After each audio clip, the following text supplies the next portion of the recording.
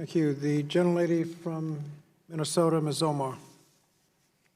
Thank you, Chairman. Madam Secretary, countless news sources have reported on the conflict of interest that run rampant through your top aides, especially those advising you on higher ed and loan servicing.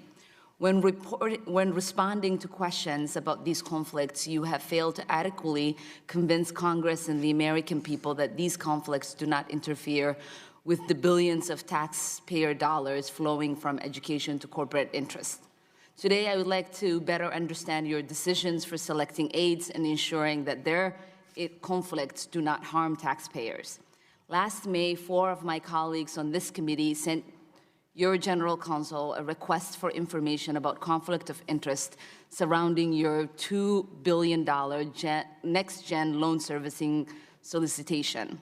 Given that this solicitation is given, I would like some information about the team that's leading it. Does Dr. A. Wade Johnson, is he the one that's spearheading this solicitation? Dr. Johnson is head of the Next Gen Initiative. All right. According to New York Times investigation, Dr. Johnson was the founder and chief executive of a private student loan company, Reunion Student Loan Financing Corporation, before assuming his official role of the department. Is that correct? That probably is correct. Yes, it is. Let me just interject. And I would like to continue. And I would like to make clear that we'll give you some time. I will get to it. Thank you so much. Dr. Johnson was also the executive at the two financial services companies, First Data Corporation and TSYS. Additionally, Dr. Johnson was hired at least one other TSYS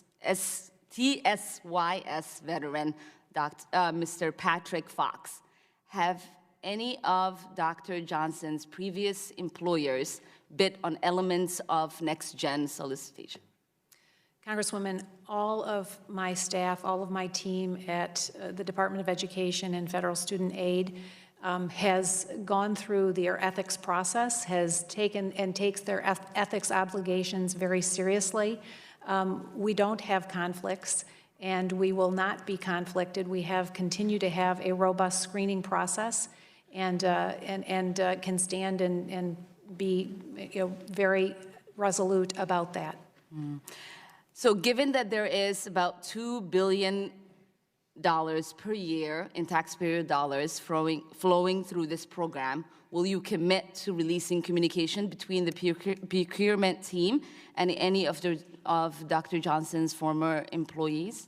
So all of the procurement is walled off from the rest. That would just be yes or no. Would you be committed to releasing any communication between Dr. Johnson and his employees? Not to releasing internal communication, but the procurement team is walled off from the rest of the team, and the procurement process is very definitely prescribed as to how it has to happen. That has not clearly answered my question. The federal acquisition regulations have a section on conflict of interest. It states, the general rule is to avoid strictly any conflict of interest or even the appearance of conflict of interest in government contract relations. While many federal laws and regulations place restrictions on actions of government personnel, their official conduct must, in addition, be such that they would not have no reluctance to make a full public disclosure of their actions. You seem to have reluctance to make a full public disclosure of the actions of the head of the department's largest single procurement team, despite there being obvious appearance of conflict of interest. How is your denial to release communication in line with extremely high conflict of interest standards that's required by federal law? The individual you have referred to is not part of the acquisition or procurement team. Okay. But we need the communication that is happening between the procurement team and the employers of Dr. Johnson. That process is walled off from any other process. Well, the public believes that there is a conflict of interest. The investigations say that there's a conflict of interest. If there is the appearance of conflict of interest, the American people have a right to know and make sure that there isn't a conflict of interest. Thank you for your time. I yield back.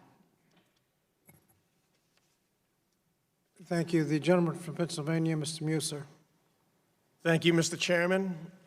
Thank you very much, Secretary DeVos. Nice to have you with us.